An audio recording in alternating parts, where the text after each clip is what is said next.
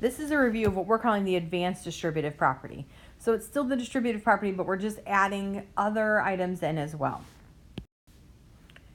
So here we go. We want to simplify this expression, but you need to remember your order of operations. And it says that we need to take care of parentheses first.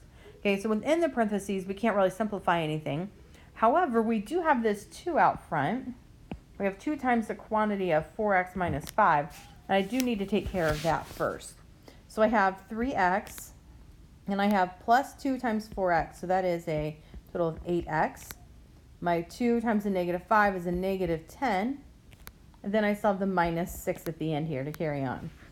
So now we're really just combining our like terms. So again, looking for our x's here, our variables, and then our constants. I have a total of 11x minus 16.